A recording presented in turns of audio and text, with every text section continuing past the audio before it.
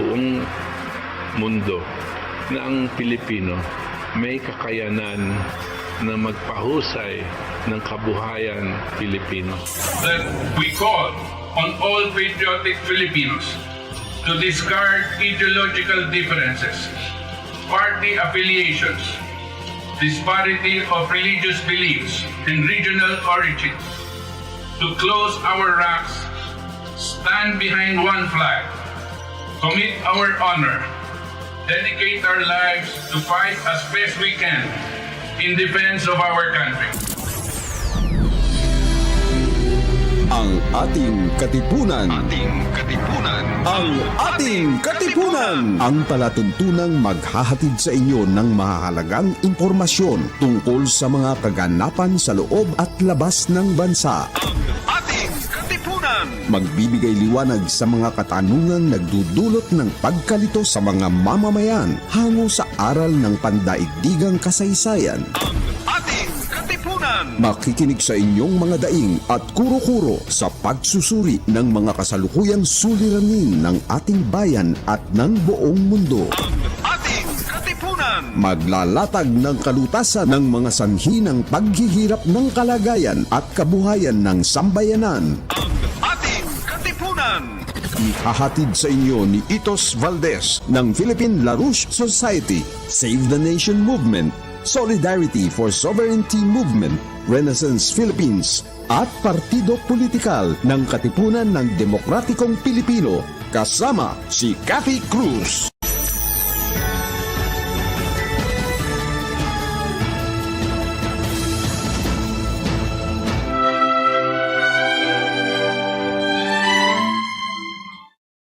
Magandang gabi po mga katipon sa Pilipinas. Ito po ang ating katipunan. Muling sumasa inyo mga tagapakinig upang magbigay ng mahalagang impormasyon, magbigay liwanag, at higit sa lahat makinig sa inyong mga daing at kuro-kuro hinggil sa mga problemang patuloy na nagpapahirap sa ating kalagayan at kabuhay. Sa susunod na oras o 2 oras, sisikapin natin paliwanag sa inyo ang mga iba-ibang bahagi ng ating ekonomiya at ang mga mabibigat pang local and international issues na may malaking epekto sa ating buhay at kinabukasan. Kung inyong katipon na si Butch Valdes, kasama ko ang aking co-host dito na si Itos Valdes, at kami dito ay tiga Save the Nation Movement at tiga ang ating pong Katipunan Demokratikong Pilipino at iba pang mga organisasyon na kasali kami. Kami po dito ay nag-aanyaya sa inyo na makibahagi sa ating talakayan sa pagsusuri ng mga kasalukuyang problema at paghahanap ng kaukulang solusyon.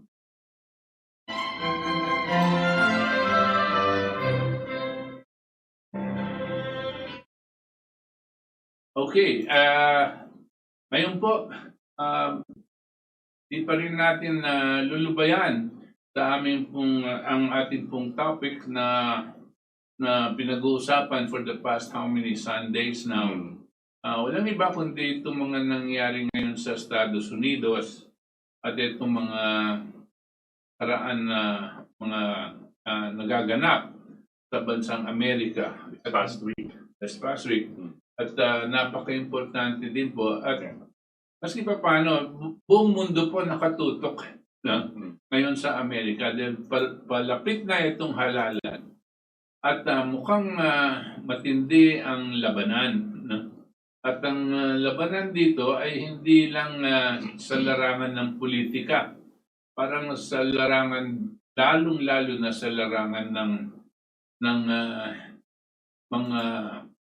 mga tinatawag nilang deep state na mayroong planong gumawa ng mga kanilang gustong itulak at yung mga iba naman na hindi pumapayag sa ganyan at gustong paunlarin ang sitwasyon ng ekonomiya ng Amerika at sa buong mundo.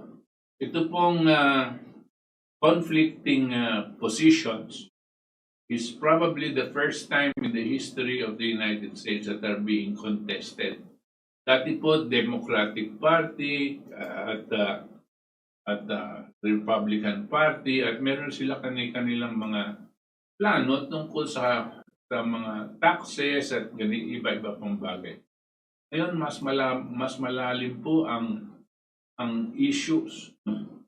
At although hindi natin naririnig sa mga mainstream media katulad ng mga CNN again, pero yung mas malalim na issue siguro kung susuriin yung mabuti at palagay ko kung makikinig kayo sa aming mga analysis dito sa ating Katipunan channel, palagay ko makikita nyo pa rin yung gano'ng kalalim dito. Later on, we will be showing you some clips about what is happening. Yeah, the week gone by. The week that had gone by, baka pag-usapan na rin natin yung nakaraan debate, no? Yes. At ano yung mga issues na pinag-usapan doon. At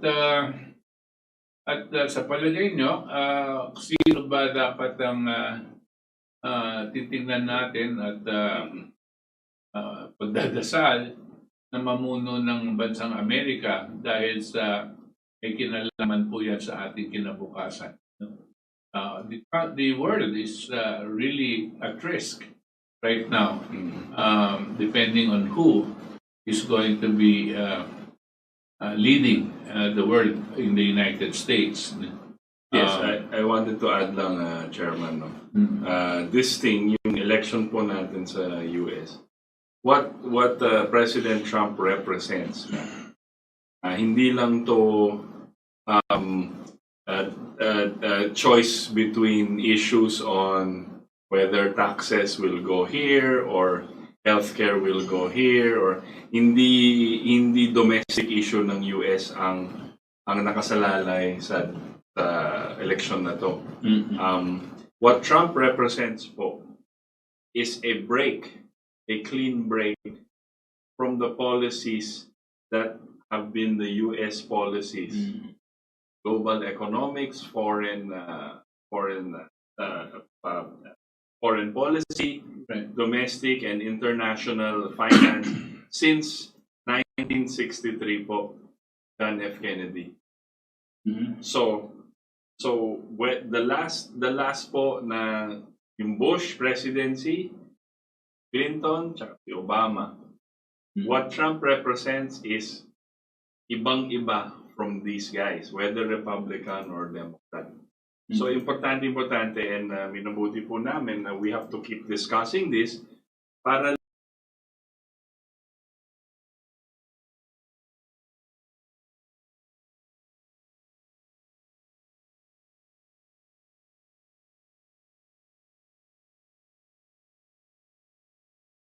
sa US, and it represents the future nga of the world. Whether we slide back into constant wars, more deaths, and bigger wars, and more deaths, devastation, no development, sickness, or we move towards a future na our children and even us can look forward to as a new renaissance for mankind. Ganun to ka-importante siguro. Kahit at risk of sounding very romantic about it or very about it, yun talaga po yung analysis namin na this is the most important election which will determine the next maybe 100 years of humanity. Kasi po sa lahat na sinasabi natin about what Trump is doing, he is undoing everything that has been in place since 1960s po. Ito pong ginagawa natin, no? Wala, maski na kung ano pang gaganda ng ating programang maitulak, hanggang ngayon meron pa rin tayong mga problema na hinihingi kay Presidente Duterte na sana gawin na to at maayos niya yung buhay ng mamayang Pilipino at ihanda niya yung bansa natin na mas malakas para kung ano man na epidemya ang darating, mas kakayanin. No?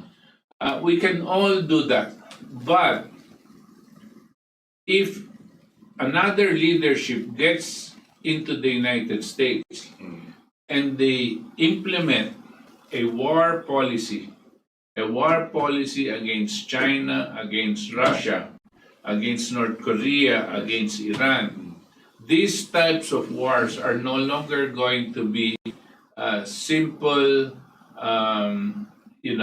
personnel or soldiers running around in the fields and bombing. This is going to be nuclear. And nuclear war is going to cause much more devastation, much more deaths.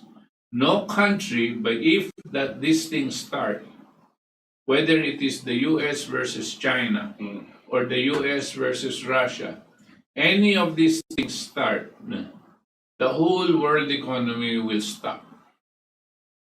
And no amount of preparation we can do here in the Philippines will save us from being involved, even as victims of a war between the superpowers.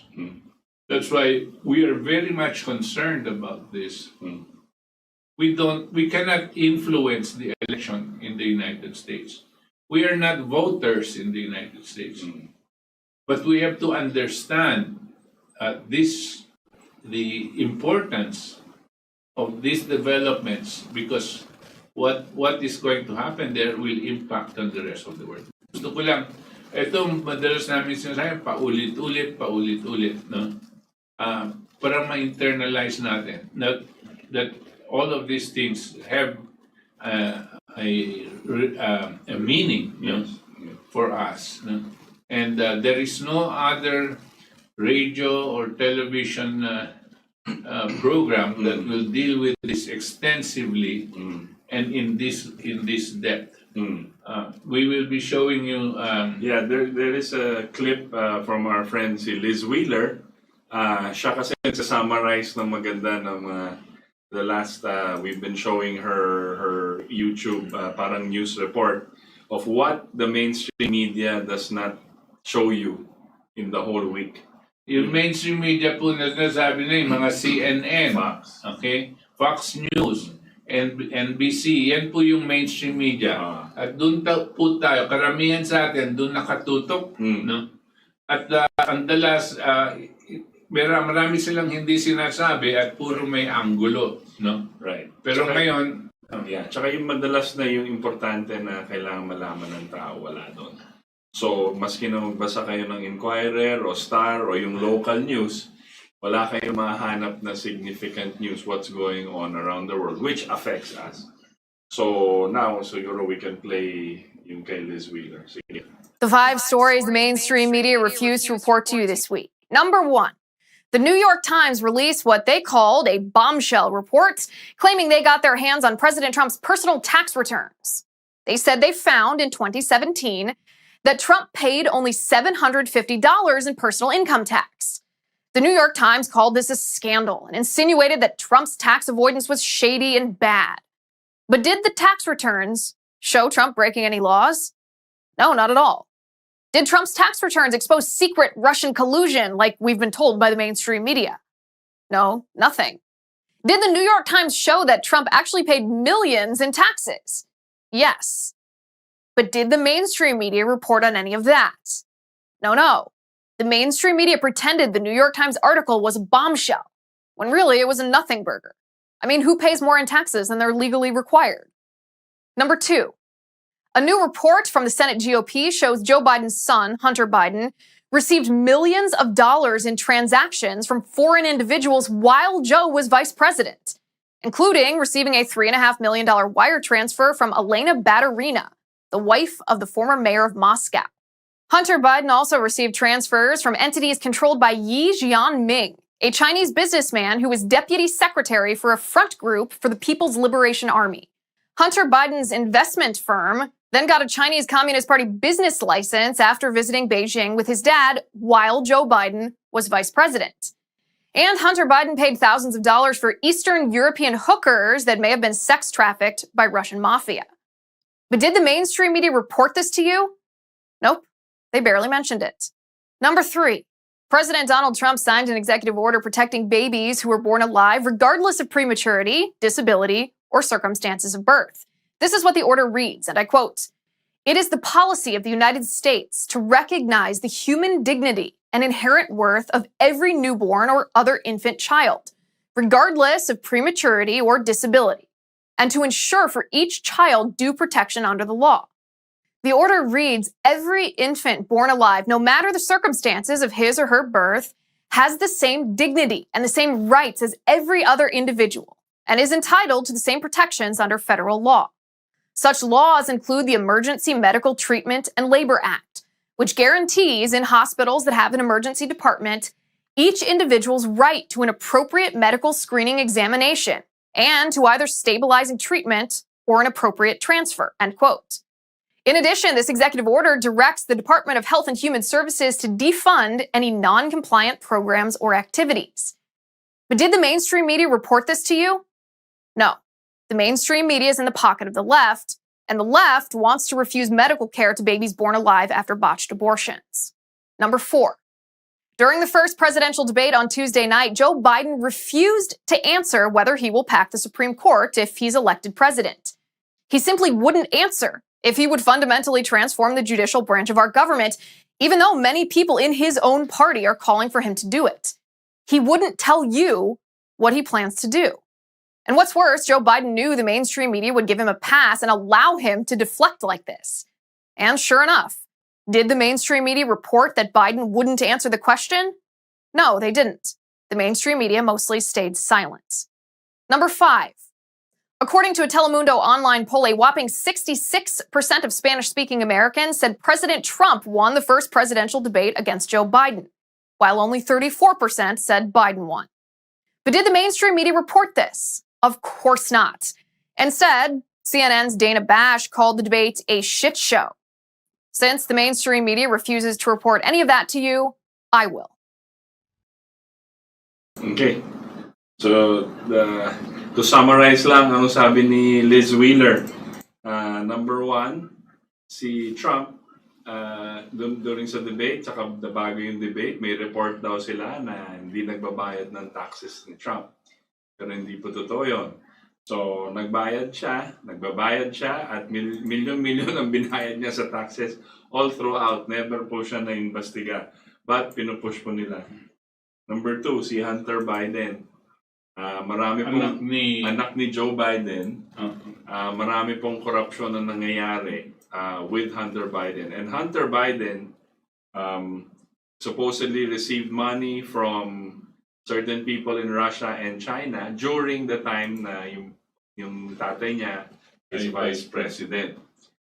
So, and hindi lang po yun. Si Hunter Biden po may history ng drug abuse. Actually, dinischarge po siya ng Navy dahil doon.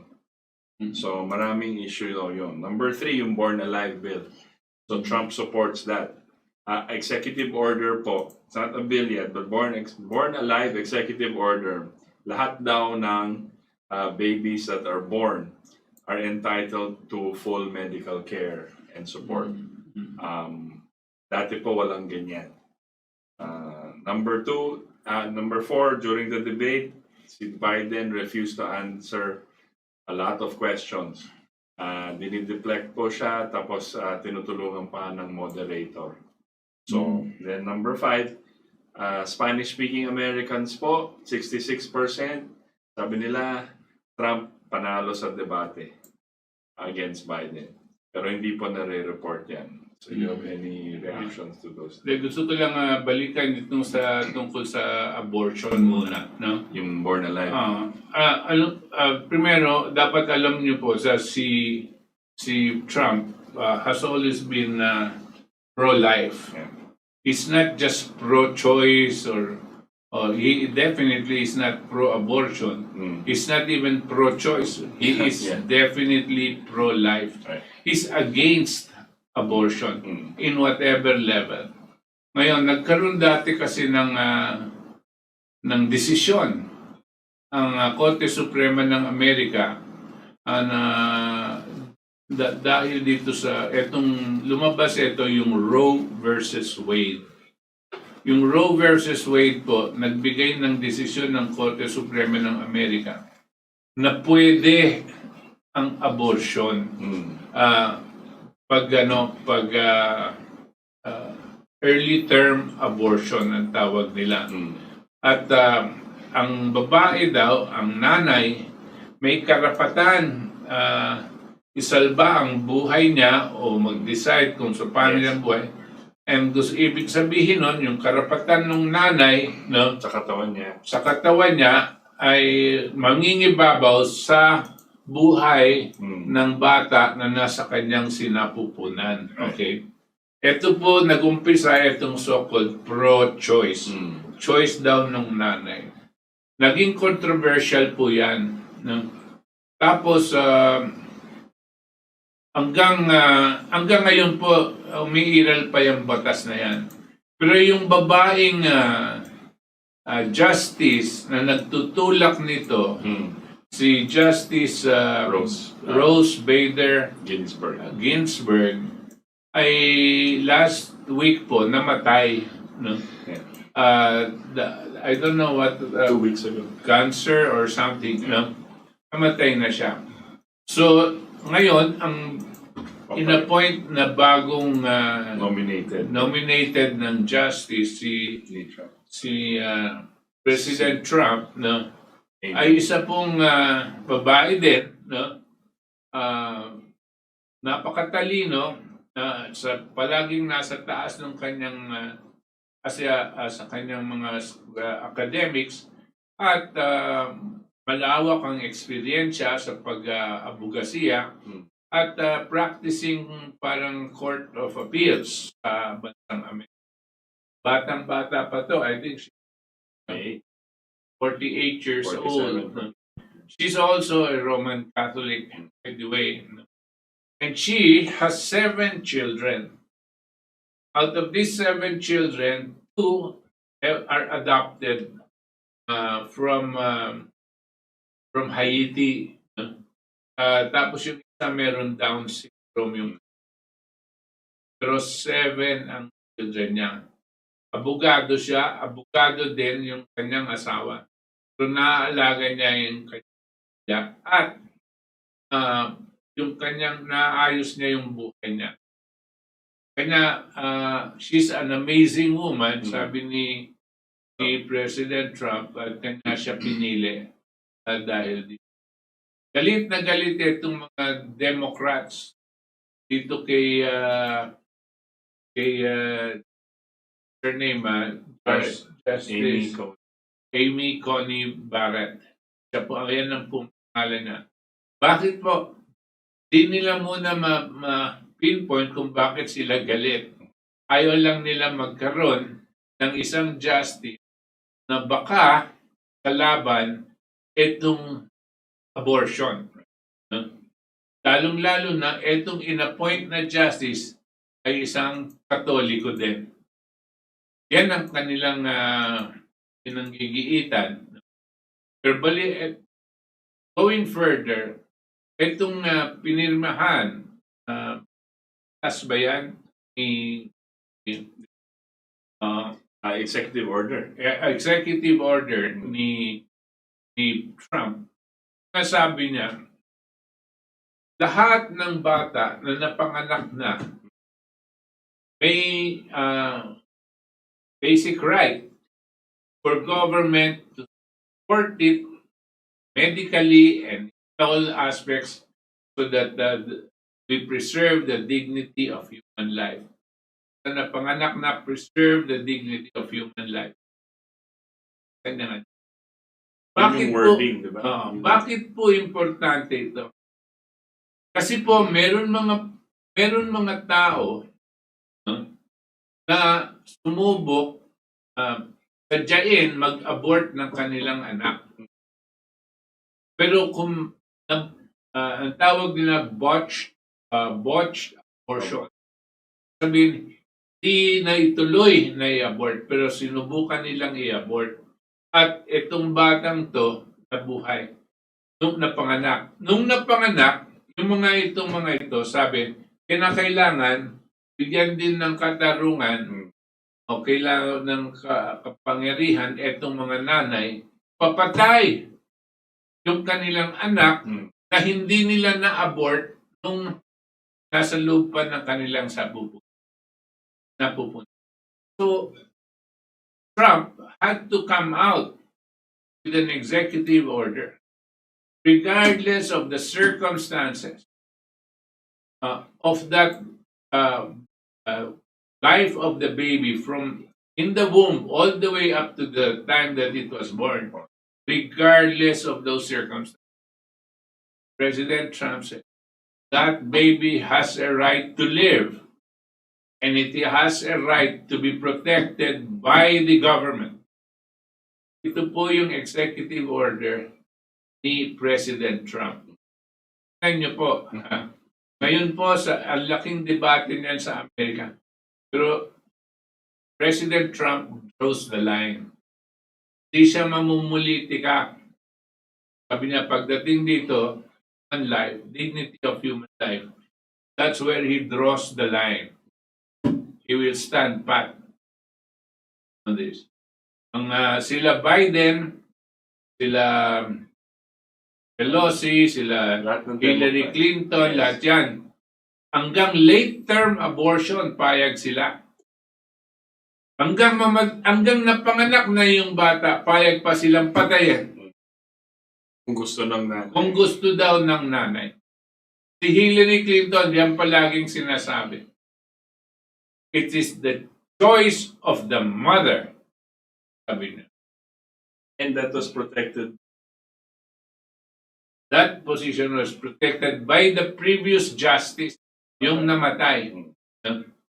Yun ang sinasabi niya. Kanya, importante po, para malaman nyo kung paano mag-iisip itong si President Trump. Maski paano nilang sinisiraan sila. Kung manonood lang kayo ng CNN, saka Fox News, saka mga iba pang NBC, ABC, no? Kung yun ang papaniwalaan nyo, buti pa siguro wag na lang kayo manood. No? Kasi isa lang ang linya ng mga yan. Yung tinatawag ni Trump na deep state. Ito po yung mga taong gustong gumawa ng malaking problema sa Amerika para ituluyan nilang ibagsak niya para makapaghanap sila ng pamamaraan magpunta sa one world government. Yan po ang direction na. And in order to do this, they have to destroy the leader nation of the world. Bakit po tawag natin yan leader nation? Kasi po, titingnan nyo po yung kanilang declaration of 17. This is not just the American Declaration of Independence. It is a universal document. And I suggest that all of you, if you have the time, look for it. Google nyo po. Makikita nyo yung first statements that they make there. That all men are created equal. Alam nyo po, yung ganyang klaseng, just that initial statement alone was already controversial at that time. And some people, up to now, do not believe that all men are created equal. Ang nasa isip nila, they have the entitlement to be rich, to be powerful, and the others are, and kanilang fate is to be poor and weak. And for that matter, they must control the poor. Hanggang ngayon. But nung ginawa po ito, very important, all men are created equal. Endowed with inalienable rights. Pag napanganak, meron na siyang karapatan na hindi mo maihiwalay sa kanyang inalienable rights to life, right to life, liberty, he is a free individual. He is a sovereign individual. And pursuit, karapatan niyang nap ng kanyang sa kanyang ikabubuti, sa kanyang kaligayahan, satisfaction. You have Welfare. lahat, welfare, pati na yung development na every sovereign, that is those inalienable rights of man. Hindi lang nila hindi yan pang Amerika, hindi yan, pero pang kalahatan ng sangkatauhan. That's why it is a universal document na kinakailangan at wala nang iba pang bansa na nag-umpisa ng ganitong klaseng pag-iisip. Ang Amerika po in 1776. Yung mga sumunod na republika ay ginaya itong kanilang Declaration of Independence at isinalin sa kanilang mga saligang batas, yung kanilang preamble of their constitution. Most of them have rephrased this in different ways, but there is nothing more clear than the Declaration of Independence of 1776 made by these people, supposedly for America. But when you read it, you would know that it is for all of humanity.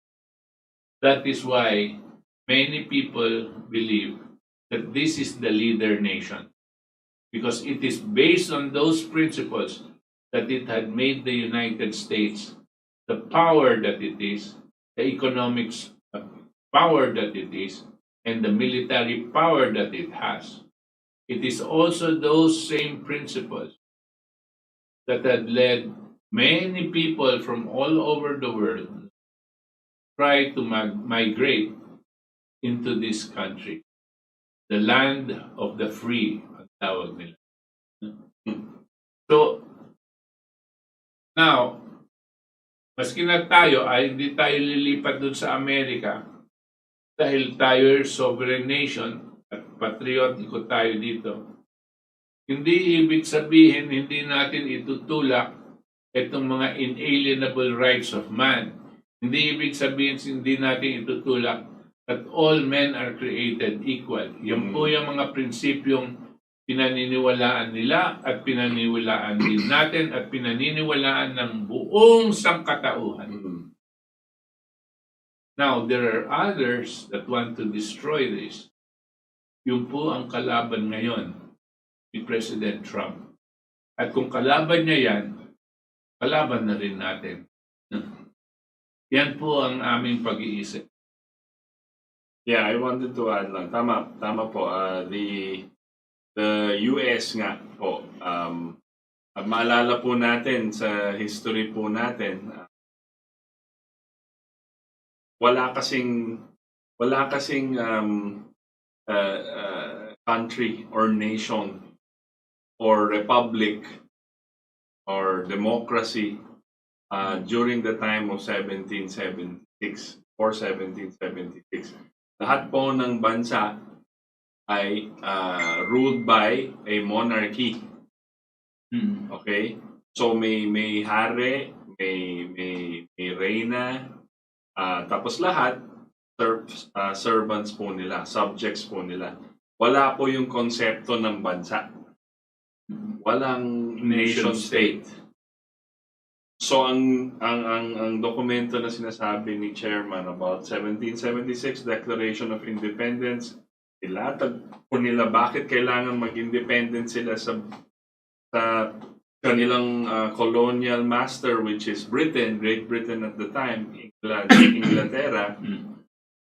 Nagbigay sila ng bakit, what is the principles behind, and one of the most celebrated, one of the most beautifully written phrases in all of humanity is that all men were created equal under and have the right to life, liberty, for supermarket. Kumbaga, hindi sila nagsulat ng kanilang Declaration of Independence para lang sa Amerikano. So it was all men are created equal. So ibig sabihin yung mga liderato ng Amerika recognize that lahat ng tao sa buong may karapatan to be free, to establish a nation state. Dapat wala na yung monarchy. Parang tayo po, kalaban yung Spain. We wanted to be free. What were the ideas that prompted our founding fathers, or some of them, to be free? And they knew po yung declaration po ng independence ng United States. By 1900, 1890s, kalat na po yung Declaration of Independence na sa buong mundo at the time. And when they created the Constitution, yung preamble po, yung ideas of forming a nation, yung guide po niyan is the Declaration of Independence. Hindi lang po sa Pilipinas, but lahat ng countries around the world and peoples, because it encompassed the desire of a people to be free. Nobody is their ruler. Kaya po, nag-establish ng presidential form of government, like the United States. Kaya po tayo dito ngayon. Kaya nakakaboto po tayo. Dati po walang ganyan. So that is the significance of this. Now, it is threatened again by the same forces that want one world government. Ayaw na nila ng mga nation state. Alam niyo po yung mga sinasabi natin dito na tao like si George Soros, yung mga Prince Philip, mga royal family, monarchies, yung mga oligarchies, yung mga ganon. They want that they rule over all of humanity. Wala na mga independent nation states talking to each other and talking about development. Ayaw nila ng ganon. Ayaw nilang lumago ang kunyari, Pilipinas. So ayaw nila lumago ang Indonesia, Malaysia, India. So they want, ang gusto nila, magkagera lahat-lahat para sila ang mamumuno. Yan ang pinutulak nila ngayon. Yan po, tinatawag natin na deep states. Yan po ang tinatawag natin na globalists na wala ng nation states. Wala ng republic of the Philippines. Wala na po yon. Yan ang gusto po nila. Yan po ang kalaban ni Trump. Malala pa po, I have to bring you back to Trump's speech in Davos, Switzerland. Harap niya lahat ng mga G7 nations and the banking elite ng mundo. Yung mga globalists, kaharap niya, sinabi niya, the future does not belong to the globalists, it belongs to the patriots. Right. Sinabi niya, lahat ng bansa dapat malakas. Kami, gusto ko malakas ang Amerika. Dapat malakas rin yung China, yung Russia. Sinabi niya po yun. Ayaw na namin ng gera-gera. Hindi na pwede yung ganyan. Yan po ang kalaban niya. Yan po nakikita natin sa CNN, sa mga yung pagbabatikos kay Trump. Yan ang resulta niyan. Kasi lumalaban sila. Ayaw nilang matalo sa ganito. Yan ang kalaban ni Trump. Napakabigat po, napakalaki ng kalaban nito. Mga mayayaman sa mundo, yung mga malalaking kumpanya. Remember po, aside from the Born Alive Bill, binabaan niya pa yung presyo ng gamot. Yes. Prescription medicines. Inaaway niya lahat ng CEO ng mga pharma companies. Ha? Hindi niya minura, hindi niya pero ginawa lang niya. Inutos niya lang. Executive order. Ito gagawin ko. Down. Wala silang kailangan dumaan sa Kongreso, Senate. Hindi, executive order lang. Bababaan ko lahat. Wala man state of emergency. Ha? Wala. Binabaan niya, sinabi niya sa mga butika, sa mga pharmaceutical companies, cut down the prices of pharmaceuticals and medicine. Umangal ngayon itong mga big pharma. Wala siyang pakialam. Tingnan niyo po yung ganyang klaseng leader. No? Wala na siya. Sige, kasuhan niyo ako kung gusto niyo. kasuhan niyo akong gusto niyo, pero ito yung gagawin ko para sa taong Para sa bayan. tao. Kasi kailangan magsalba ng buhay. Yes. Ganon siya mag-isip. They have to save lives. Yes. Because that's written in their constitution and written in their laws. The state shall value that life. The state shall value each and every life, an unborn and born alive. So, di lang yan sasabihin nyo, sama naman, napakahirap mahalin si Trump o whatever, pero ginagawa niya po lahat. Ang dami niya pong nagawa. During the COVID time, binabaan niya pa, sabi niya, walang mag-i-evict ng tao sa, di ba? Sa bahay nila. Tapos, yung bayad nyo sa taxes, bababaan niya. Yung bayad nyo yung utang nyo sa schools, yung college tuition, hindi nyo pwedeng i-charge, hindi nyo pwedeng taasan. Ginawa niya po lahat yan. Marami talaga siyang kalaban. Pero pagdating sa mainstream media, kung yung po ang pinapanood nyo, baliktad na baliktad po yung nangyayari. Yes. At dapat, siyempre, huwag kayong masyadong papatanga sa mainstream media.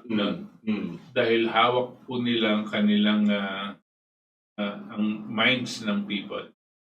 Etong si Trump, balikan ko ngayon yung kanyang pro-human dignity against abortion. Yes. Siya po yung nagpapadefend ng Planned Parenthood. Ano po ba yung Planned Parenthood? Explain mo nga. Planned Parenthood is essentially because nga yung sa decision ng Supreme Court na yung siyang tumayong defender ng law na yon is that a woman is allowed to abort. Roe versus Wade. Yun yung decision 1970s yun, Roe versus Wade. Ibig sabihin, kung wala kang pera, kunyari, nabuntis ka, teenager ka, kasi kami ka na, nabuntis ka, gusto mong ilaglag, pupunta ka ngayon sa mga tinatawag na abortion clinic sa US. So, nagbigay sila ng funding dahil nga sa desisyon na yon at ng presidente after that, binibigyan ng budget. Ang tawag dito sa organization, Planned Parenthood. Tapos may mga clinics yan na naka-connect dito sa Planned Parenthood. Para bang reproductive health bill natin dito sa Pilipinas. Yes. Ngayon, kumukuha ng pondo ito sa mga ibang donors, tsaka kumukuha din ng pondo Sa taxpayer. sa taxpayer, sa gobyerno. Sa budget. Pero mo, kukuha ka ng budget para lang pumatay ng mga bata. Yes. Yung mga iba, primero, siyempre, Planned Parenthood. So, sasabihin nila, medyo, eto na ginahasa ito, kailangan i-abort, mga ganyan-ganyan klaseng mga excuses. Eventually, they just continued with abortion.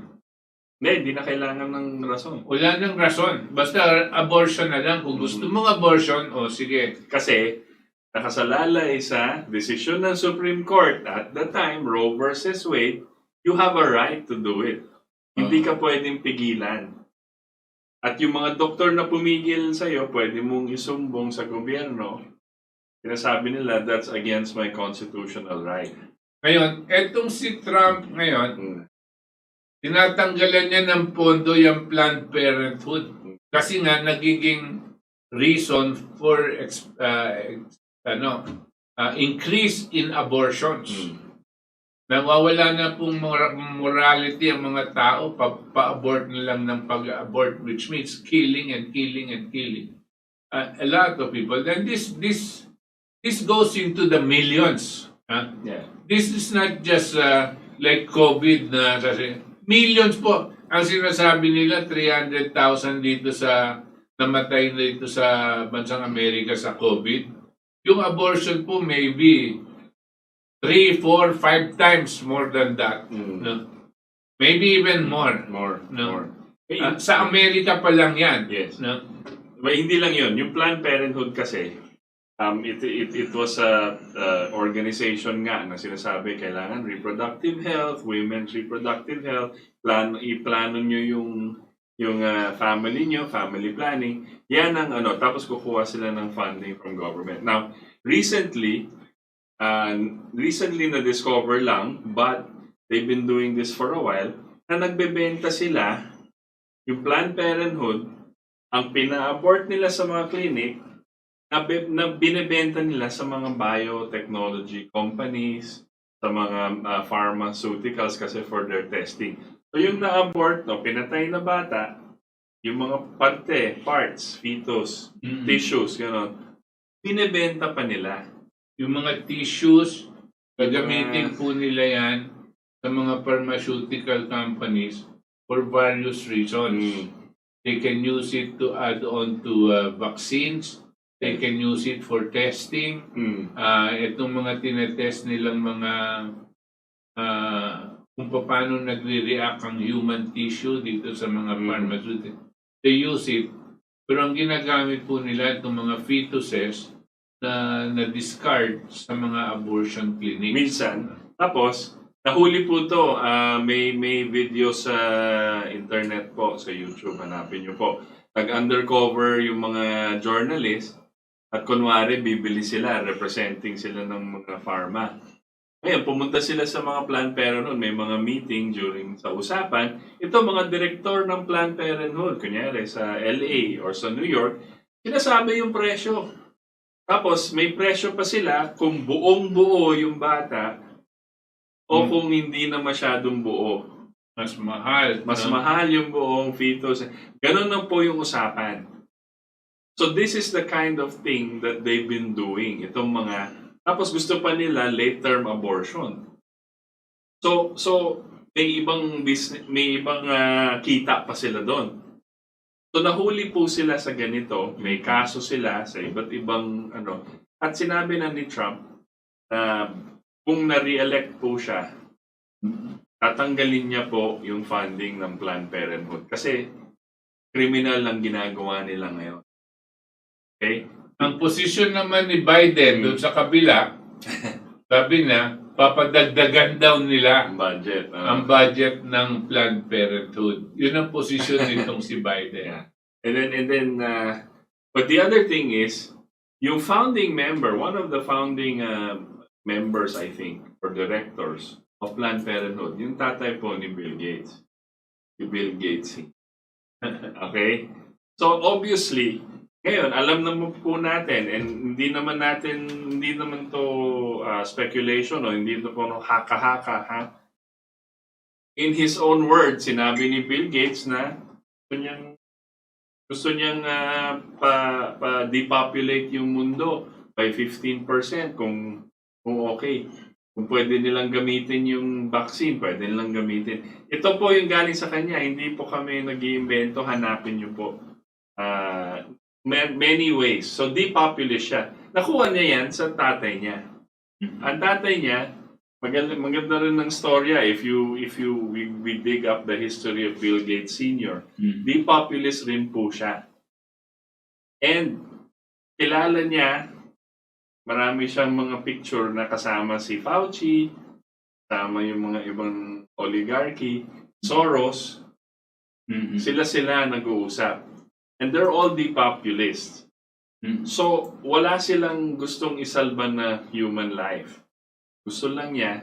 Kaya nga yung may mga nagsasabi po sa Facebook o kung sa amin na tao parang makikinig po tayo sa isang taong gusto mag-depopulate ng mundo. Sige, pakita mo yan, Roxy. Yung picture na yan, kasama si WHO. Paano mo susuportahan si Bill Gates na gustong ilarin yung depopulation, gustong pumatay ng tao, tapos siya daw magbibigay ng vaccine sa'yo? Di ba? So, ito po yung picture ni Bill Gates. Ito kasama niya yung head ng WHO. Okay, I forget his name. Medyo maano yung pangalan niya. But, may history na po yan kasi malaking donation po ang binibigay ni Bill Gates. Dati pa natin sinasabi to, but it's good to keep repeating it, no? Marami pong intertwined na business ang ginagawa. Alam mo si Bill and Melinda Gates Foundation, siya po ang isa sa the biggest private donor sa lahat ng pharma companies. Biggest, siya mismo. Tapos tinetest nila sa mga third world countries. Sige, Rox. Remember remember we had the health secretary, si Flavier? Yes, Remember him? 'Di ba? Meron siyang program sa country, sa probinsya. yung Alis, polio ba yun? Oo, parang polio vaccine daw. Pero lumitaw na it is also it makes you impotent. Ginagawa pong baog yung mga bata. Oo. Pero paglaki nila, wala na silang kakayanan mabuntis. Yes. No? Yung mga babae, Yeah, yun po yung epekto ng... hindi sila mabubuntis. Oh, yan yung... Dati pa yung DOH, ha? Panahon ni Ramos yan. Di ba? So all of these programs were in place before pa. Hindi lang ngayon yung mga pinupush nilang Denbaksya. Tinutulak nilang mga... Lahat yan, objective po niyan is to depopulate. Meaning, wala silang binibigay na halaga sa mga third world nations. Doon sila nakikipag-testing eh. Kung magte-test muna sila sa probinsya, ang epekto niyan, bago ma-approve ng US FDA or other things. Tayo ang ginagawa tinatawag na ginipig.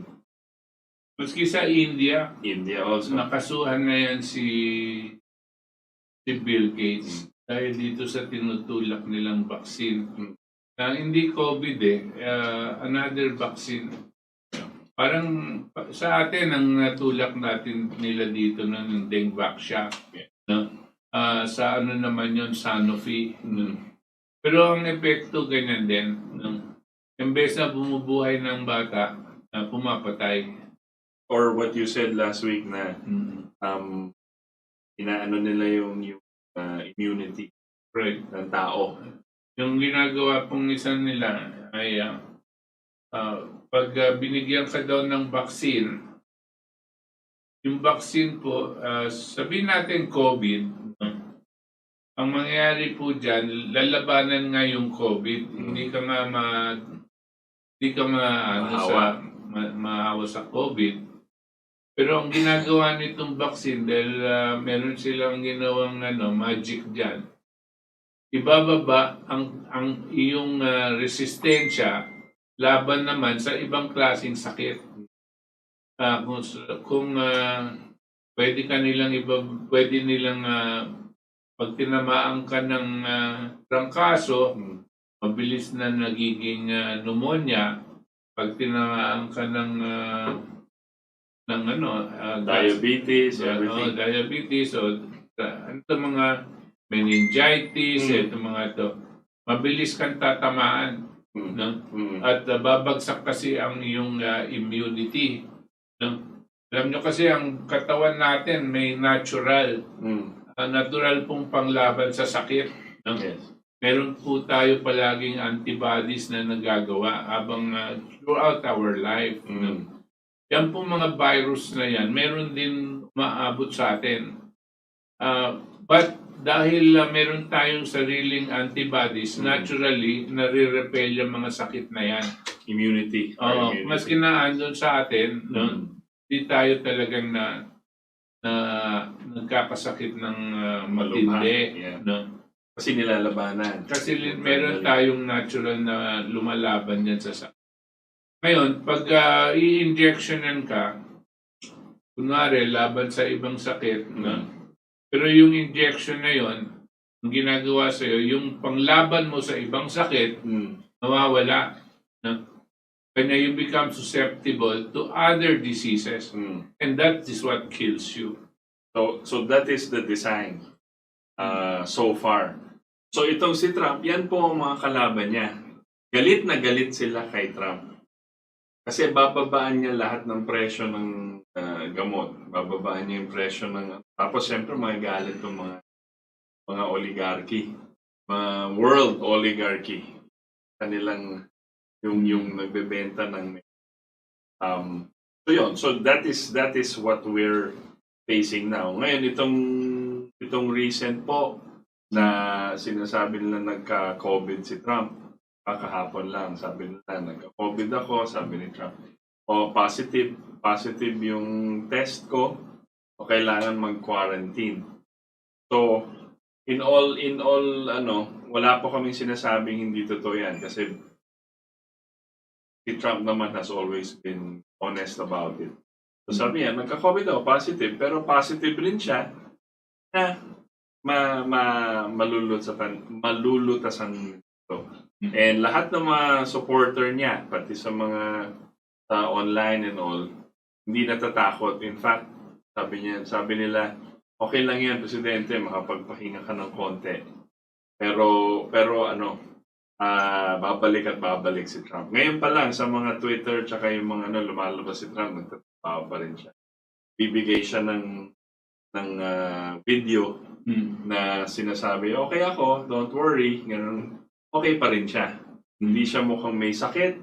At sabi niya, yung asawa ko si Melania, okay rin siya. Huwag kayong mag-alala. Okay pa rin kami at kailangan lang magpa-quarantine over the next Dahil yun ang patakaran. So yun po ang gagawin niya. But the other thing is key also. Pag nakikinig po kayo sa mainstream media o nakikinig sa mga local news na kunwari naglalagay sila sa GMA o sa ABS-CBN Online, Rappler or yung mga Inquirer, ganon. Ang pinapakita nila, ang gusto nilang itulak na si Trump talo pa rin daw. Yung mga survey daw, talo si Trump. Pero sinasabi po namin ngayon, hindi po totoo yun. Either hindi alam ng mga mainstream media, ng mga reporter nila, yung mga editor nila, yung mga producer, or sadya yan na tinataman. Sadyang nagsisinungaling sila. Okay, so kailangan tayo mismo, you have the internet, meron po tayong online, social media, kailangan tayo doon maging mas educated sa mga nangyari sa mga. Ang tanong, siguro tinatanong din ng mga nanonood dito, sino ba ang lamang ngayon dito sa kampanyas? Wala bang lamang o meron lamang o ano ba yung nangyayari ngayon? Ano bang status? Yung status, if we're going to go, may mga kasi independent polls na nangyayari ngayon for the, alam mo yung election is November 3. So 1 month na lang election na sa ang mga polls actually, yung mga the independent polls, hindi po yung ginagamit ng mga CNN, gano'n. Lamang na lamang po si Trump. Okay? And he is way by very far. And napansin niyo po, siya lang umiikot sa buong US Sa mga rally, sa mga ganyan. Ang dami pong tao na pupunta dyan. Si Biden po hindi gumagalaw. At kung nagpe-press con siya o pupunta siya sa isang lugar, siguro mas marami pang tao dyan sa hospital room ni Trump ngayon kaysa sa mga rally ni Biden Ganun po. So malayo po.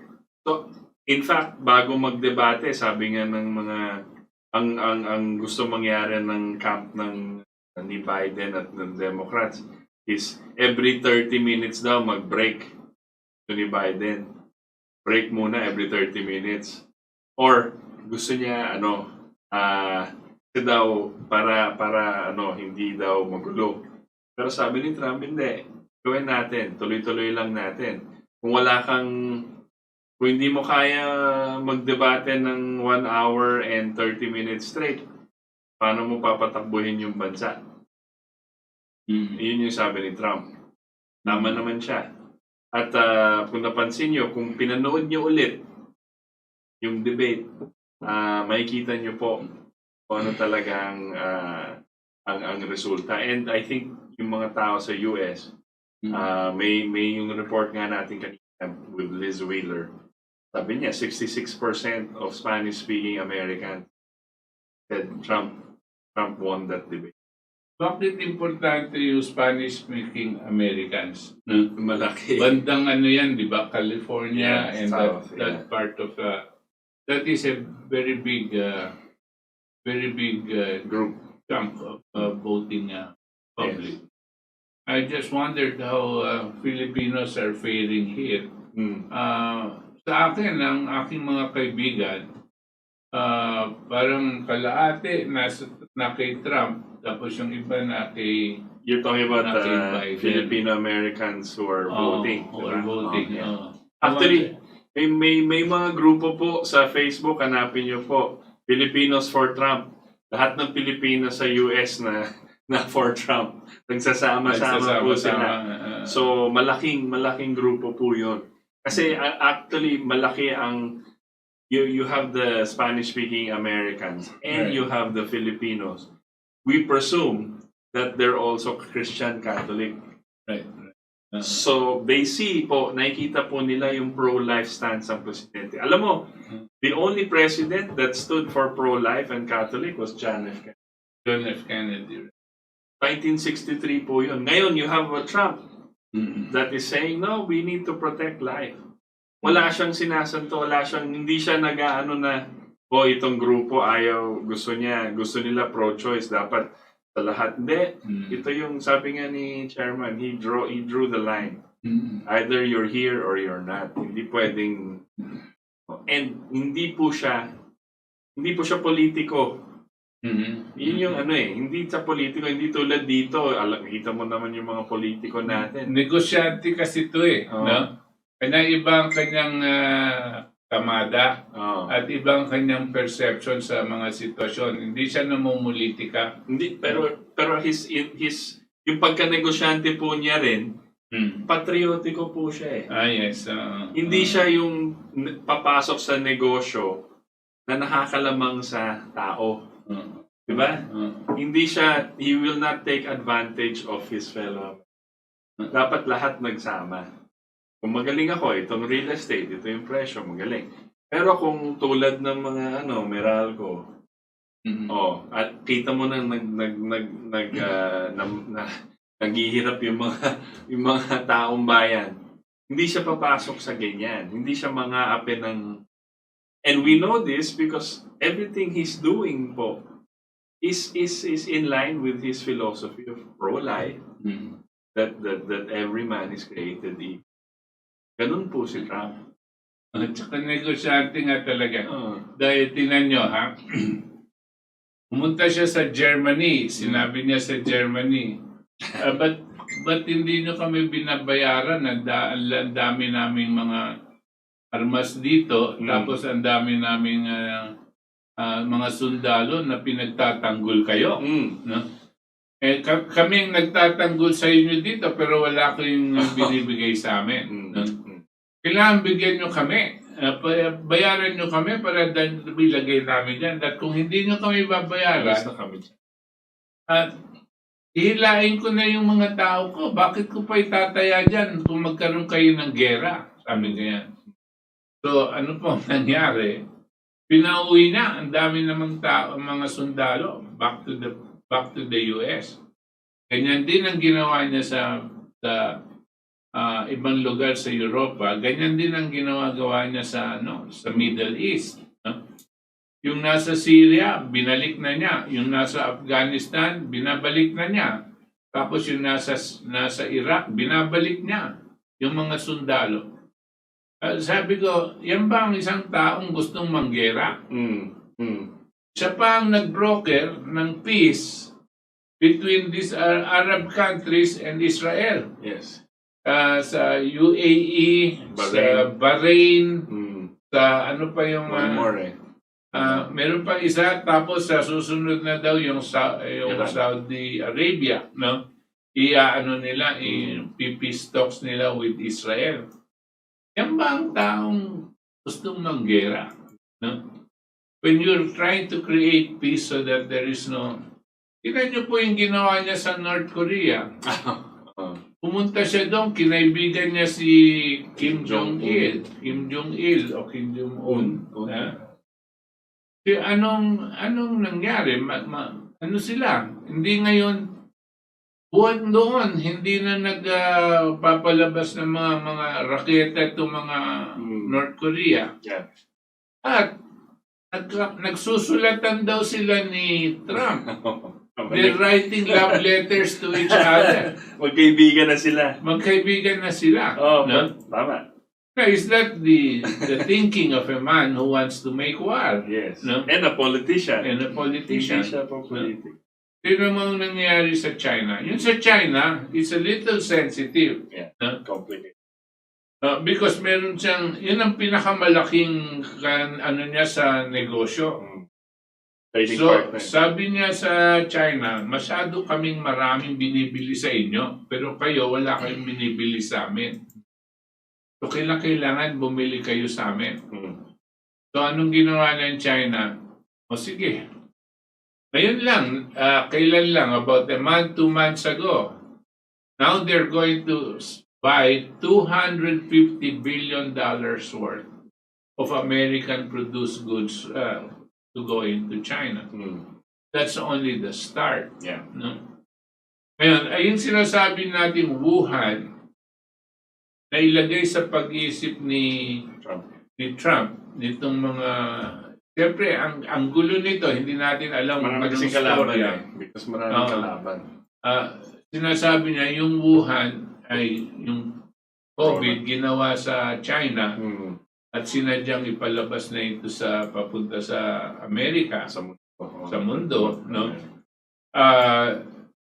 Ito parang pinaniwalaan ni Trump, pero he's very careful na pwedeng nangyari yan, pero hindi alam at hindi sasadyain ni Xi Jinping.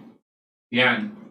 Dahil si Xi Jinping, marangal na tao yan, kaibigan ko yan, kakilala ko yan. Yan ang sinasabi niya. Na hindi niya gagawin yan. Kung man totoo na nangyari yan, no, marahil hindi alam ni Xi Jinping. Ngayon, lumalabas ngayon na yung Wuhan Laboratory sa China na gumawa nitong pinagmulan para daw ng COVID ay isang laboratory na pag-aari ni Bill Gates. No? Nagtayo daw sila ng maliit na laboratory. At nung sumiklab na yung COVID, sinarado na yung Wuhan para mawala na yung ebidensya. No? Pero yung Wuhan po is a big city. Yes. No? In a much bigger province. Yes, What's the name of the province there? But at any rate, it's a big city kasi laki po siguro ng Manila or more pa. No? Yan yung Wuhan. No? So, meron silang itinayong laboratory doon. No? Tapos, maraming spekulasyon ngayon. May mga storyang lumulusot na sinasabi yung daw virus ng COVID ginawa daw sa isang lugar sa Arizona, no? Isang laboratorio. Tapos, dinala daw sa Wuhan. At buhat doon daw, doon nila pinakawalan. No? Para masabi na galing sa China itong sakit na ito. No? Para hindi nila masabi na galing sa Amerika. May kakayanan ba ang taong ganyan? Siyempre, lalong-lalo na yung mga may pera at yung may mga masamang intensyon. But these are all speculation. This is, wala pa tayong mga real confirmation yan. We just want to go back to Trump. This is not, Trump's idea is not to make war. Trump's idea is to strengthen the United States economically and so that its people will have enough work. Kanya po nawalan ng work itong mga Amerikano dahil pumasok sila sa globalization ng parantay. Anong nangyari po dyan sa globalization? Yung mga may trabaho sa Amerika, masyado daw mahal ang sweldo nila. Como telephone operator lang sila. Anong ginawa nitong mga pinayagan nilang mga kumpanya? Tanggalin yung trabaho ng mga call center dito sa Amerika at dinala sa Pilipinas, sa India, at sa iba pang lugar. Dito sa Pilipinas, tayo ang naging call center ng Amerika. Bakit? Kasi ang labor natin is 30 times cheaper than that of America. So para saan? Para umunlad tayo? Hindi po. Para lumaki ang pera, ang profits nitong mga kumpanya nila. Now this became the direction, globalization. Don't put barriers. What happens? Countries like the United States and the whole of Europe started having unemployment problem. Their people didn't have work. Why? Because they could not afford to pay the salaries. These companies could not afford to pay the salaries, these Europeans and the Americans. Where were they going? They were going to cheaper countries. One was there, one was China. Dahil napakamahal na gumawa ng mga industrial goods dito sa Amerika at sa Europa. Sabi, paggawa na lang natin sa China under license. So anong umunlad? Ang China. Umunlad yung China dahil nag-develop sila ng technological capabilities at gumawa sila mga factory. Dahil dito sa globalization. Now, nung lumaki ang China, dahil dyan sa globalization, sabi nila, China has to be put down. So nagka-ano-ano ang direksyon. Nung hindi na nila kaya, etong deep state, sabi nila, kailangan banatan natin ang China, banatan na rin natin ng Russia, militarily. And this is where we are now. But Trump doesn't want to use military to bring it down. You want competition in economics? Okay. But you don't have to kill each other. And so what will happen now? He says, it is China's legitimate aspiration to make China a productive country, strong country, a strong sovereign country. It is our aspiration to make the U.S. one of the leader nations again in the world because we have tremendous capability, tremendous talent, tremendous resources, sabi niya. And we can become the biggest industrial country again. Kasi ngayon, hindi na sila biggest industrial country. China na. And the same aspirations for all countries. Tayo din. Meron tayong aspiration to become a strong nation. In other words, hindi siya nakikialam. Hindi kanya pipigilan. Yes. No? Unlike other US presidents, sabihin nila, ito yung gusto mong gawin. Ito yung gagawin mo. Kasi kailangan ko ito. So sumunod ka na lang. Ito si Trump, hindi. The other thing is that, again, going back, so we know now, sinong kalaban ni Trump. We know now that medyo malaki yung kalaban niya. Malakas, mayaman, lahat. Ito yung mga global elites na tinatawag in state. Now there is because of this threat. Si Trump po is a threat to their very existence. Right. Okay? So now they will also try and get Trump out. So ngayon, there is a move by members of his own military. There is talk that members of his own military will try to effect a coup. Bakit ganito? Why will they try to effect a coup against Trump? Against Trump. Never before. Alam niyo po, kung American president ka, commander-in-chief ka ng pinakamalaking kasundaluhan sa buong mundo. Commander-in-chief, never before did the military segment, anyone, wanted to depose their own president.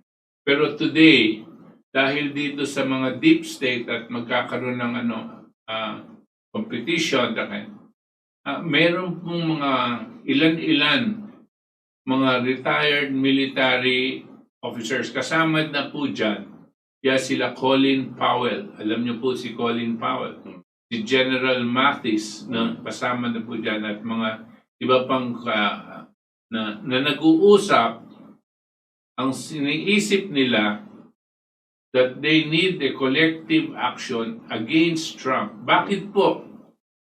Kasi, tandaan niyo sinabi natin earlier, tinatanggal ni Trump ang mga military niya from the Middle East and some parts of Europe.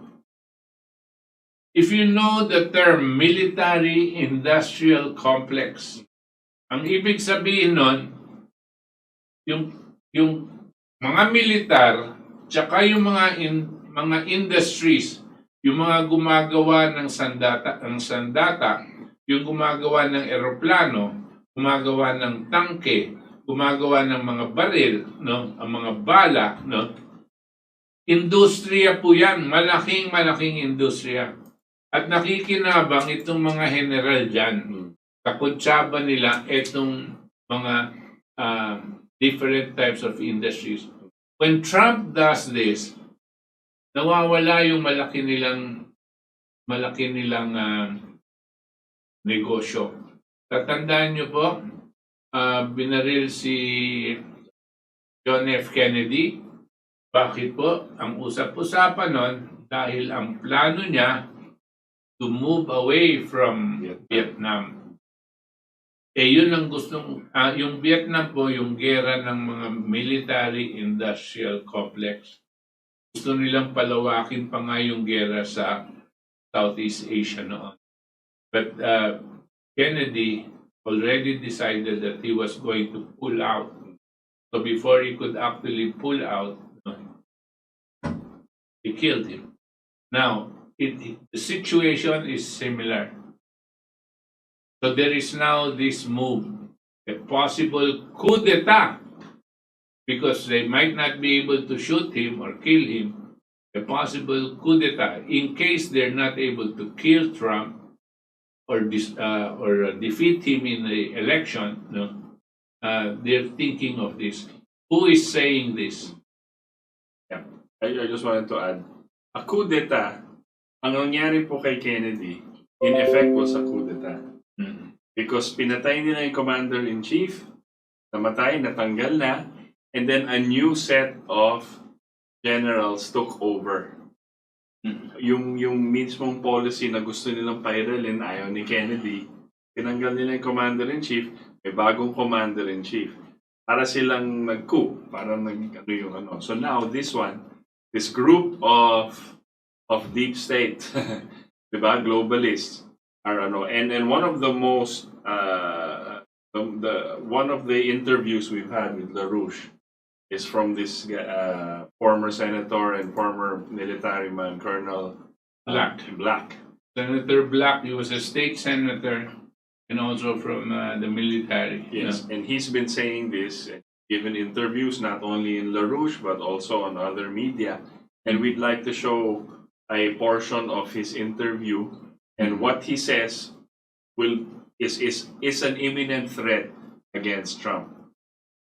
Possible coup. Possible. I'm pleased to be with you today. My topic is, do we risk a military coup? By way of background, let me just say that I'm Colonel Richard H. Black, retired. I was a career judge advocate officer and former chief of the Army Criminal Law Division, Office of the Judge Advocate General at the Pentagon. I played a key role in deploying the 7th Infantry Division to quell the 1992 LA riots. Let me give you a little background to start with. The Insurrection Act is among the most fundamental of all federal laws. First enacted in 1807, it has been used repeatedly to carry out government's most elemental responsibility, that of ensuring domestic tranquility. The preamble to the Constitution lists the task of ensuring domestic tranquility among the 5 purposes for which the Constitution of the United States was created. Nothing is more vital than protecting the physical safety of Americans. Military officials are sworn to defend the nation against all enemies, foreign and domestic. On June the 4th, 2020, the prominent publication Foreign Policy published a morning brief entitled "Generals Denounce Trump's Protest Crackdown Plan." The brief critiqued the president's threat to invoke the Insurrection Act and subtly disparaged its relevance as a 2-century-old law. But the law empowering the president to quell unrest using military force has been invoked 22 times since its first use in 1808. Presidents Thomas Jefferson, Andrew Jackson, Ulysses Grant, Rutherford Hayes, Grover Cleveland, Woodrow Wilson, Herbert Hoover, Franklin Roosevelt, Dwight Eisenhower, John Kennedy, Lyndon Johnson, and George H.W. Bush have each invoked the Insurrection Act to do such things as stop riots, enforce desegregation orders, and military disturbances, and to quell labor disputes. Defense One, a military online publication, reported that 2 retired lieutenant colonels, John Nagel and Paul Yingling, have written an open letter to General Mark Milley, chairman of the Joint Chiefs of Staff, urging him to employ military force to remove the President of the United States if he does not leave office on January 20th, 2021. They wrote, if Donald Trump refuses to leave office at the expiration of his constitutional term, the United States military must remove him by force, and you must give that order. Now, it should go without saying that it is impermissible for retired officers to urge a coup to overthrow the government of the United States. And since President Trump has never hinted that he would not follow the constitutional plan for succession of power, it is doubly disturbing that their call for military insurrection is based on fanciful conjecture about what the president might or might not do under various scenarios. The idea of a military takeover has been percolating for some time. As early as August 18th, 2020, Defense One had published an article by Thomas Crosby entitled 6 Scenarios for Military Intervention After January 20th. After discussing the rather implausible scenarios, its author stated, coups are nasty things, and discussing them in the American context is deeply distasteful. Nevertheless, facing those scenarios may help us understand the real dynamics general and flag officers will be forced to navigate in the coming months. The author appears to suggest that the generals must begin to contemplate overthrowing the president on or after January 20th, 2021, if the situation warrants doing so. Now, that lieutenant colonel's letter might be dismissed as delusional. However, other factors, including its prominent placement in Defense One, suggest that others are acting in concert to undermine the authority of the president as commander-in-chief of the armed forces. The military, quite frankly, is becoming dangerously politicized. General James Mattis is the former Secretary of Defense who resigned in 2018 in a successful effort to block the president from withdrawing troops from Syria. On June 3rd, 2020, he issued a frightening denunciation of the president. After praising the rioters for their wholesome and unifying demands, he denounced the president in scathing terms. And he said, "We are witnessing the consequences of 3 years without mature leadership." He said, "We can unite without him," drawing on the strengths inherent in our civil society. During the week of June the 7th, 2020, retired General Colin Powell led other retired military leaders in blasting the commander-in-chief. Powell praised those officers who had spoken out against the president in recent days. General Powell echoed General Mattis's denunciations of the president, saying that he agreed that Trump is the first president in his lifetime who is not trying to unite the country. As an aside, I would point out that it was General Colin Powell who famously waved a test tube mimicking sarin gas, deceitfully urging the UN to support the invasion of Iraq. His guile and deception led to the 2003 invasion of Iraq and the killing of 2 million innocent people. In a veiled swipe at the American electorate, retired Marine General John Kelly said, "I think we need to look harder at who we elect." Retired Marine Corps General John Allen arrogantly claimed, "Donald Trump isn't religious. He has no need for religion and doesn't care about the devout except insofar as they serve his political needs."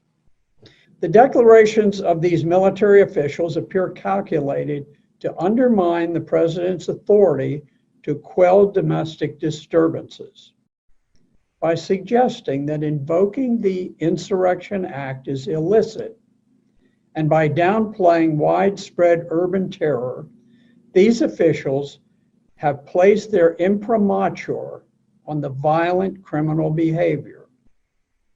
Article 88 of the Uniform Code of Military Justice prohibits retired officers from using contemptuous words against the President of the United States. It is difficult to justify legally many of these officers' comments. In some instances, the contemptuousness toward the president appears to violate criminal law. Taken together, the coordinated release of scathing remarks by senior officials, coupled with publication of a letter advocating a military coup, suggests a deep sickness within the Pentagon and within our constitutional structure. To my knowledge, neither the Secretary of Defense nor the service chiefs have taken action against the widely publicized talk of military insurrection. General Milley should refer the colonel's letter to the legal counsel for the Joint Chiefs to determine whether its publication violates the Uniform Code of Military Justice. Beyond that, Secretary of Defense Mark Esper has an obligation to issue a grave warning against officers, both active and retired, who seek to overthrow the President of the United States using armed force. Those retired officers who have published contemptuous words against the President of the United States should be issued permanent letters of reprimand cautioning against criminal violations of Article 88 UCMJ. They should be reminded that Article 88 applies to retired officers and that the law was enacted because undermining the authority of the Commander-in-Chief presents a clear and present danger to the survival of our republic. The Department of Defense must act resolutely to restore public confidence. Americans deserve assurance that our nation will not be overthrown by a military cabal. Yan po si Colonel Black. I think next week we will try to... We might have, ito pong speaker natin, si Colonel Black, retired, and former state senator. We might have him live via Zoom next week, Sunday. No? Titignan po natin dahil napakaaga po ng kailangan magising 7 sa a.m. Amerika. No, for this. No? Pero at any rate, we would like to hear him based on what he was saying. Kung napakinggan yung mabuti, mabigat po, napakabigat ng sinasabi niya. No? Na itong mga retired generals, no? Gumagawa ng paraan at nagsasabi na na kinakailangan to take out Trump by force, no? Kung hindi siya bababa by January 20 of 2021. Agad nasa mind na nila unang-una na hindi bababa si Trump. Tingnan yung mabuti. Kung may plano silang mandaya, no? Kung may planong mandaya ang mga Democrats dito sa itong darating na eleksyon, katulad ng mga, alam niyo po ba yung mail voting? Mail-in vote. Ang sinasabi kasi ng mga Democrats, wag na kayong pumunta sa ipadala niyo na lang yung boto niyo by mail, no? At ang sinasabi naman ni Trump, delikado to dahil madali ang dayaan dyan. No? Tapos, yun ang pinaplano nila kasi ngayon pa lang nakakahanap na ng mga balota na parang mail, no? Na galing sa iba-ibang lugar, no? At hindi mo nakakilala basta meron lang mga pangalan ng tao doon. Parang we don't know the real source of this, but apparently they're discovering these batches of mail voting forms. Voting forms, no? So ang suspicion pagdating dito sa Nobyembre, hindi katulad noon na pag November 3 yung eleksyon, November 4, alam mo na kung sino yung presidente. Diba? Ngayon, malamang, November 3 election, hindi i-anunsyo kung sinong nanalo dahil sasabihin nila, hindi pa natin nabibilang yung mga mail-in votes. No? Ay, kanya kailangan hintayin natin yung mail-in votes. Dito sa pamamaraan na ito, tatagal, no? At gagawa ng milagro, no? At yun ang binabantayan ngayon ng mga grupo ni Trump. At kung magkaroon man ng milagro, no? Medyo masalimuot ito, no? Patigasan ba to o mahuhuli ba yung mga nandadaya o makakasuhan pa o kung anong mangyayari, no? Pero parang alam na nitong mga general na ito na magulo dahil meron mandaraya, no? Hindi nila, alam niyo po, they don't accuse Trump of planning to cheat. It is Trump that is accusing them of planning to cheat. Yes. Dahil malakas ang loob ni Trump na ang taong bayan suporta sa kanya, no? Ngayon, ang ginagawa ng mga Democrats, gumagawa ng paraan para hindi magamit yung mga boto ng taong bayan. If this is what, then they're discouraging people from voting. By lip service, sasabihin, go out and vote. Sabihin nila, pero in terms of mga system, yung mga grupo-grupo, sabi nila, pwede nyo naman i-mail in yung boto nyo pag hindi nyo kayang pumunta sa mga voting places. Now this, we just wanted to mention this, that this is very important. Never before in the United States that that the military, whether retired or not, had openly advocated changing or replacing the president by force, which is like a coup that they're planning. And this is very big. And if ever that happens, major crisis po ang mundo.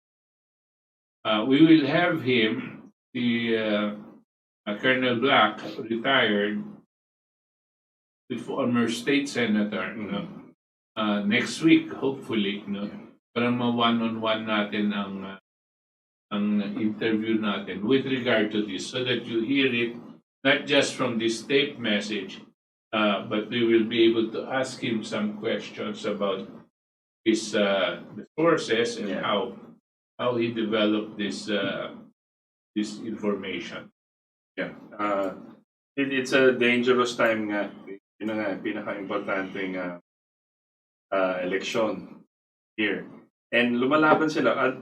Lumalaban po si Trump and those the patriots na tinatawag ng United States. Hindi ko pwedeng sabihin Republican and Democrats. I will put them all in one. Para silang KDP. Hindi mga politiko, pero mga patriots. Gusto lang for the benefit of the country. Yan po ang sila Trump. Right now it's very dangerous because lalo na yung planong dadagdagan ko lang yung sinabi ni Chairman mail-in voting. Not only mail-in voting, hindi kailangan you don't have to prove your citizenship para makaboto. So kahit hindi ka US citizen, nandun ka sa US, papadalang ka sa address mo, bumoto ka. Yan ang gusto ng mga Democrat. Alright? So obviously, ang plano talaga is mandaya. Kasi kung magkakalat sila ng ilang milyon na boto, pwede nilang dayain. Yung sa atin lang, Smartmatic, Comelec, ang dali-dali mandaya mail-in pa. Saka yung non-citizens. Alam niyo po ba, isipin niyo mabuti. Kung meron hindi Pilipino dito, isasama niyo ba siyang bumoto sa pagka-presidente ng bansa natin? It's so absurd. Pero ito po ang gustong gawin ng mga Democrats. At paano sila pwedeng mandaya? Alam niyo po ganito. Pwede nilang isulat itong mga pangalan na ito. And they will say, iboboto nga si Biden. No? Pero sino itong mga ito? They will say they are illegal aliens. Non-citizens. So pag non-citizen ka, gusto sabihin TNT ka. No? Pag TNT ka, gusto sabihin wala kang address. Hindi ka nila mahanap, hindi nila mabe-verify kung ikaw nga yung nagboto. Basta meron dito pangalan, ito ang binoto niya. So, they can manufacture all of these things, no? And just claim that they are aliens. They are non-citizens, no? And because we don't know where their address is, you cannot find them, no? There is no way of verifying, but there must be aliens. So yun itong idadagdag nila. That is the way they plan to cheat. And it's so absurd. It's really absurd. Dito sa atin, citizens na nga tayo, gusto pa natin ng ID. No? Meron pa tayong voters ID to identify who we are, where we live, ganyan. Ito mga ganito sa Amerika, wala na yan. Hindi na nila hinahanap yan. Basta pumunta ka lang doon at bumoto. Di ba napakadaling dayain yan? Yan ang gusto ng mga kalaban ni Trump. Yan ang gusto ng kalaban ni Trump. At nakikita na niya, katulad natin, kung ganyan, di siyempre ang dali magdaya. No? At kung mandaraya ako, tapos papakita ko na panalo ko, tapos si Trump hindi papayag dahil nandaya tayo. O di ba gulo na?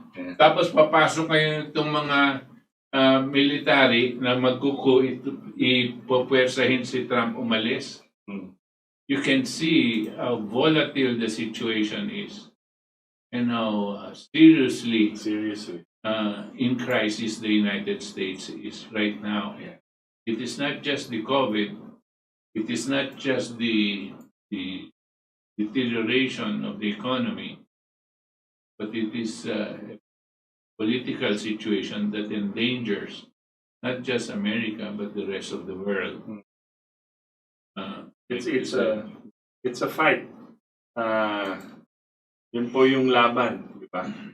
Doon po tayo sa pro-life, doon po tayo sa general welfare ng mga tao ng buong mundo, o dito po tayo pupunta sa gera or malnutrition and dark age, di ba?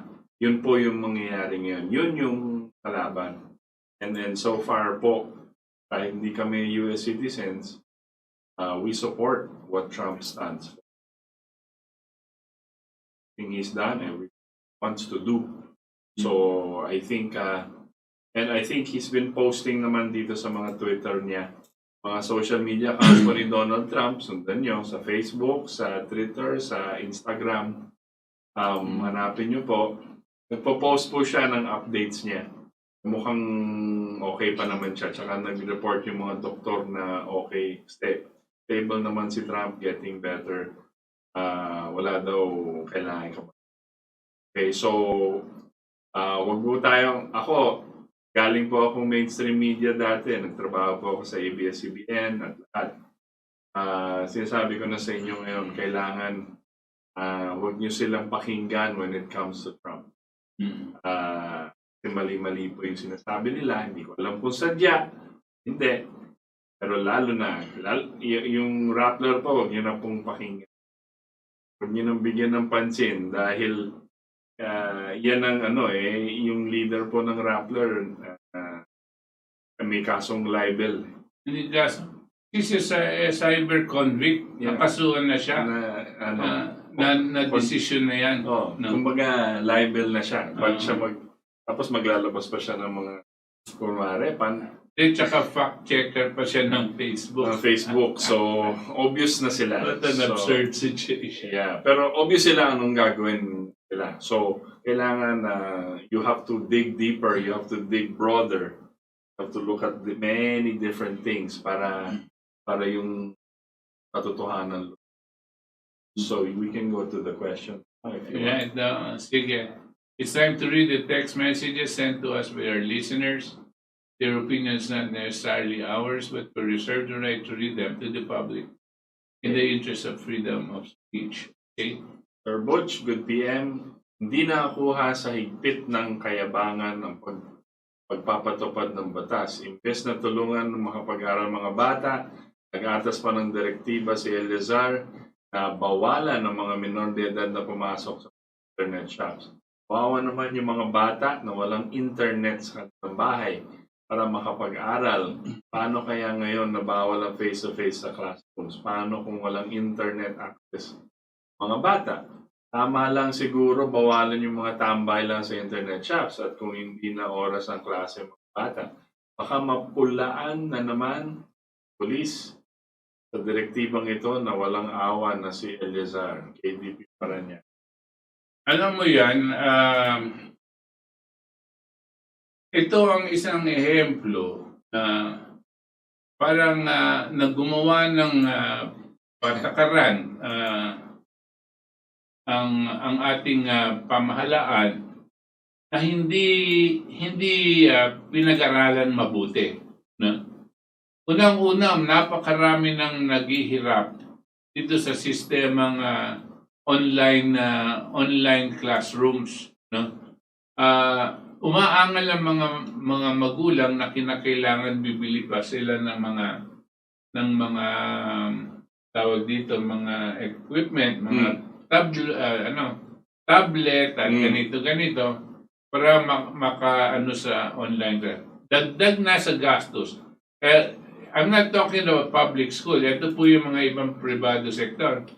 Tapos, yung kanilang tuition, hindi naman talagang nababawasan. No? Yung pinag-usapan. Ang sabi nila, dahil binabayad pa rin daw nila yung mga teacher at lahat-lahat. No? So, hindi mababawasan yung gastos sa tuition, nadadagdagan pa dahil dito sa binibili nilang mga tablet at napiperwisyo pa lahat, pati mga magulang, dito sa napakahirap na intindihin na communication ng mga teacher dito sa internet. I was wondering that if this system, pipilitin natin itong pag-aaral ng mga bata via internet, lalo na sa elementary, is it worth it? Is it worth? Meron ba silang additional learning benefit dito? Nadadagdagan ba ang kanilang kaalaman dito sa sistemang napakahirap para sa kanila? Is there an additional learning benefit? Kung hindi, nakakasiguro ba kayo na dahil wala na tayo dati sa sistemang yan, ang kaalaman ng mga bata, madadagdagan ba o aabot ba sa standard? Parang kung grade 5 siya, grade 5 talaga ang matututunan niya. Sa palagay ko po, hindi. Because the whole system is impairing the learning capacity of the child. Pinapahirap po. Dapat isipin po natin mabuti. Pipilitin pa po natin, na itong elementary, ganyan ang gagawin. At kung hindi nyo magagawa itong face-to-face sa mga classrooms, siguro mamarapatin po natin gawin itong homeschool. Homeschooling. Ano yung tawag doon? Sa bahay na lang sila mag-aaral, padala yung mga materyales sa mga magulang, no? At para maturuan yung mga bata. Ngayon, after 6 months or after 1 year, magpahayag ng isang test para sa buong grade 5, no? At kung pumasa yung mga bata dyan, pues pumasa sila. Ngayon, kung yung mga magulang ayaw tutulong sa kanilang anak, desisyon po nila yan. Hindi po desisyon ninyo, no? Sa DepEd, no? Desisyon ng magulang na hindi nila itututor yung mga anak nila para makasalta sa grade 5 papuntang grade 6 o kung saan man. Yan po ang iniisip kong mas expedient at mas reasonable, no? Considering the present situation now. Ito pong online teaching, pwede po siguro pagdating sa college, no? Ano ba yung college ngayon na Roxanne? Grade 12? Ano ba yun? 18 years old. Third year college na yun? Ano? College. Ganun pa rin tawag. First year. Pagdating po sa college, first year college, doon po natin ilagay yung online teaching. Kung kailangan pa. Kung kakailanganin pa, no? Kasi sila, mas mature na, mas kakayanin, mas bihasa nila sila ngayon sa ganyan online teaching. Pero dito po sa mga bata, maski na high school hanggang grade school, no? Siguro mag-homeschooling muna tayo. Pero yung mga materials, materials that you want, for example, for elementary of grade 5, ganyan, no? Nandyan yan, and imprenta nyo na lang, bigay nyo sa mga magulang, at bahala sila sa anak nila. Ganyan lang po, no? Kaya bahala sila kung gusto nilang turuan. Kung ayaw nilang turuan, at walang magtuturo, walang tiyahin, walang lolo, walang lola, walang kapatid na magtuturo sa bata, pues wala tayong magagawa, no? At pagdating ng 6 months after, pagdating ng test, hindi papasa o kaya hindi nakukuha ng test yung bata. Di ba? No? Pero tuloy pa rin ang aaral kung gugustuhin ito. Ngayon, yung mga ibang nakakapag-aral sa homeschooling dahil binigyan sila ng curriculum o yung teaching materials at ito na yung kailangan matapos nila, yun ang at kumuha sila ng test, pues nakapasa sila. Tapos mag-advance sila. Okay. Pangalawa, yung mga subjects po, kailangan bawasan natin. Huwag natin silang pinupuno ng dami-dami mga subject. Kunin lang po natin yung mga importante tungkol sa pananalita, let's say sa English, tungkol sa math, no? At siguro sa science, di ba? At yung siguro 3 or 4 subjects lang ang gamitin natin na importante sa learning capacities ng mga bata para hindi sila nabobobo. No? At maski na hindi pumasa sa test, pero hindi sila nagiging mangmang. No? So meron effort to try and tell the parents that they have a role here. No? Ngayon, let me go to the point of about General Eliasar. Ito ang isa pang sitwasyon na pag naglagay ka ng isang patakaran, no? Etong mga sundalong to, mga pulis, hindi nag-iisip. No? Wala na silang discretion. Yes. Basta black is black, white is white. Which means they are stupid. These policemen, no, who are used to just following orders, black is black, white is white, basta kung wala, bahala ka sa buhay mo, ito ang batas. Yan ang problema. No?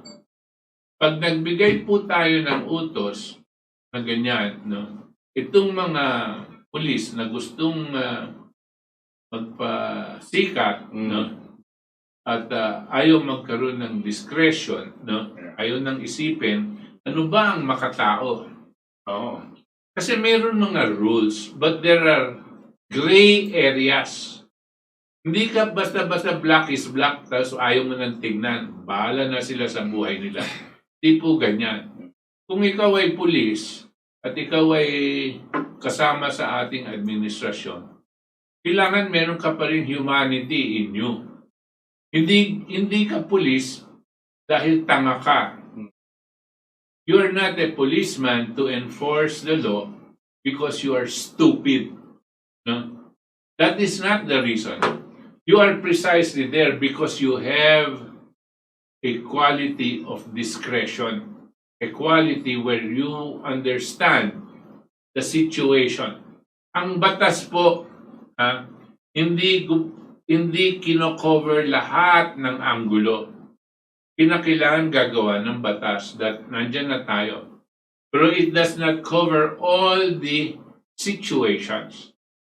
That is up to you now, Mr. Policeman, to see what requires your understanding, your humanity, your discretion on the situation. Dahil hindi ka tanga. General ka, no? Hindi ka robot, no? Tao ka, at you are dealing also with human beings. No? That's the problem with these people. No? Black or white lang sila. Tanga kasi. No? They don't want to have any discretion. Natatakot sila na pag nag-decide sila na maging makatao, imbes na maging robot, no? Mas gusto pa nilang maging robot. Bahala na yung tao, mamatay na siya kung mamamatay. Basta tinutupad mo lang ang batas. Stupid! That's really stupid! Next. Okay, from Facebook. Good evening, everyone. Watching from Pangasinan, Maharlika, German Guid. Rudy Lopez. Good evening po, Sir Boots, Sir Ritos. Watching from Pangasinan. Good evening. Marie Oishi, ang sabi po ng mga taga-Amerika, wala daw ginawa si Trump sa Black Lives Matter. Please explain po. Actually, yung Black Lives Matter po was created by people from the deep state and funded by George Soros po. So, kalaban po yan ni Trump. Ang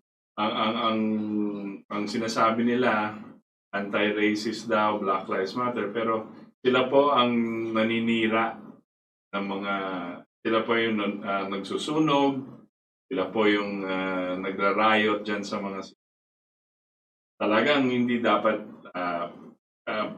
dapat pigilan yan at pinigil nga ni Trump. Alam niyo, dadagdagan ko lang. Yung Black Lives Matter, isa po siyang parang ginagawang bandera ng mga black communities, no? Dahil po nagumpisa yan dito sa isang tao na sabi nila pinatay ng pulis, no? Pulis na puti, at hindi daw nakialam si Trump at hindi daw ginawa ni Trump na parusahan yung pulis. Unang-una po, nung nangyari yan tungkol sa isang tao, hindi po natin masasabi agad-agad na walang kasalanan yung tao. Kung man namatay yung si Floyd, George Floyd, diyan nag-umpisa yung Black Lives Matter. Kung man namatay siya, inimbestigahan po yan at nagkaroon po ng ang mga nag-iimbestiga, itim na policeman din. No? At kilala nila yung Floyd na yan. At kung ano yung criminal history ng taong yan. Pero hindi sapat yon para patayin siya. Anyway, si Trump po ay presidente. Ang ginawa nilang martir. Etong si George Floyd. At gumawa silang isang movement, maraming mga paskil, no, na dinadala nila, Black Lives Matter. Ibig sabihin, ang buhay ng mga itim dapat may halaga. Ang sabi naman ng mga iba, all lives matter. Lahat ng buhay ay may halaga. Hindi lang yung itim. Ang nangyayari ngayon, yung itim ginagawang panglaban sa mga puti. At siyang sinasabi nila, si Trump daw ay kampi sa puti. Hindi po totoo yan. Marami pong programang ginawa si Trump na nakikinabang po, lahat, lalong-lalo na po, yung mga Black America, no? But, dahil sa kampanya na binibigyan ng pera nitong si George Soros, no, ay tuloy-tuloy. Alam nyo may mga rally, maski dito nakikita nyo na yung mga rally-rally, ganyan din po, pera po ang nagpapa-under dyan. Tapos gumawa pa po sila ng ibang grupo called Antifa. Sabi nila anti-fascist dahil ang tawag nila kay Trump ay isang fascista. Antifa. Pero ano po ang ginagawa nitong mga Antifa? Grupo din yan. Sumasabak yan, isang grupo palagi sa mga rally. Ang unang-unang ginagawa nila, they destroy property. Sinisira nila yung mga department stores at ninanakawan nila. Itong leader na Antifa, isa sa mga leader na babae, na abogado, ang sinasabi niya pa, okay lang daw manira ng mga negosyo. Okay lang daw. Total, meron naman insurance sa mga yan. Kanya, papabayaan daw ilabas yung galit nila at magnakaw sila dito sa mga department stores. Total, naka-insure naman yung mga yan. No? At kinakailangan mabigyan ng pagkakataon makakuha ng iba namang konting konsuelo.